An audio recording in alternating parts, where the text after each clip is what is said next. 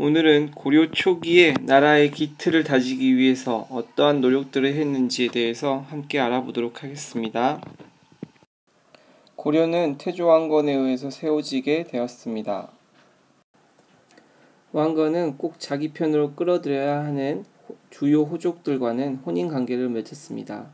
왕건에게는 정식왕후 6명과 23명의 후궁이 있었는데 왕건 생존 시에 정식 왕후로 인정받은 사람은 신의 왕후 유씨뿐이었고 나머지 왕후들은 죽고 난 후에 자식들이 왕위에 오르거나 왕후로 추대받게 되었습니다. 세력이 큰 호족 집안에서는 언니와 동생이 한꺼번에 시집을 온 경우도 있었습니다. 부인의 출신지로는 황해도와 경기도가 12명으로 가장 많았고 그 다음으로는 경상도, 그리고 충청도, 강원도, 전라도 지역에 고루 분포했습니다. 아마도 통일 과정에서 황해도와 경기도 지역의 호족 세력이 가장 강했기 때문일 것입니다. 덕분에 왕건은 오랫동안 호족들과 다툼 없이 하나로 뭉쳐 있을 수 있었습니다.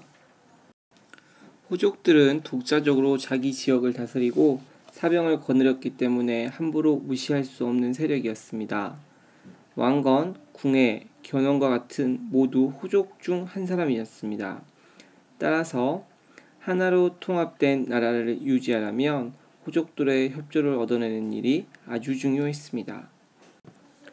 왕건은 세력이 큰 호족부터 작은 호족까지 그 세력의 크기에 따라서 알맞은 등급의 관직을 주었습니다. 죽은 공신에게는 사당을 지어주기도 하고 토지를 주거나 성씨를 하사하였습니다. 왕건의 원래 이름은 성이 없이 그냥 왕건입니다. 아버지는 왕융, 할아버지는 작재건. 그러니까 처음부터 왕건도 왕씨였던 것은 아닙니다. 그런데 스스로 성씨를 왕, 이름을 건이라고 하고 다른 사람들에게도 성씨를 정해 주었습니다. 죽을 때까지 왕건의 오른팔 역할을 하던 능산이라는 장군도 신순겸이라는 새로운 이름을 얻게 되었습니다. 이렇게 해서 우리나라에는 많은 성씨들이 생겨나게 되었습니다. 태조의 뒤를 이어 왕이 된 광종은 왕권을 강화하기 위해서 여러 가지 노력을 했습니다. 광종은 처음 왕이 되고 나서 7년 동안에는 호족들의 이야기를 잘 들으면서 자기 편으로 만들었습니다. 그리고 4년 동안 왕을 위협하는 호족의 세력을 과감하게 누르면서 여러 가지 정책을 실시하게 되었습니다. 그럼 광종이 왕권을 강화하기 위해서 무엇이 필요했을까요?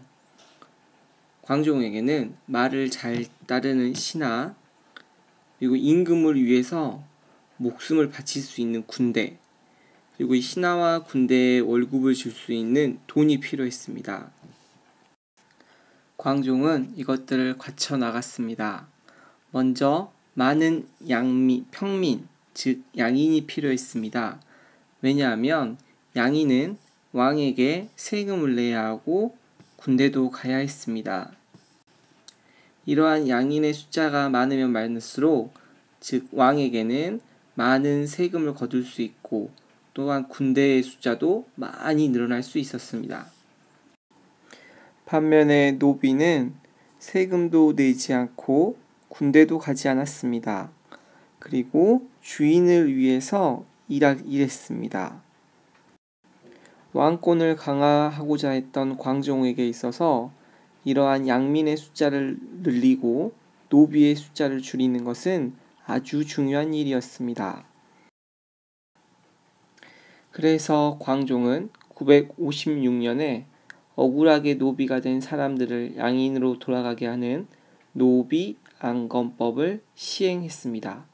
이 정책으로 호족들은 많은 수의 노비를 잃어버리게 되었고 경제 기반이 약해진 반면에 강종의 왕권은 매우 강화되었습니다. 958년 광종은 중국에서 온 쌍기의 권유를 받아들여서 과거제도를 실시하게 되었습니다. 과거제도는 중국의 수나라에서 처음 실시했던 제도로 시험을 통해서 관리를 선발하는 제도입니다. 우리나라에서는 그동안 관리를 뽑을 때 다른 사람의 추천을 받거나 출신 집안을 봤는데 이제는 본격적으로 시험을 보는 제도가 생겨나게 된 것입니다. 과거는 양인 이상의 신분을 가진 사람이라면 누구나 응시할 수 있었습니다. 그래서 집안이 좋고 나쁨에 상관없이 유교의 학식과 능력에 따라서 관리가 될 수 있게 된 것입니다.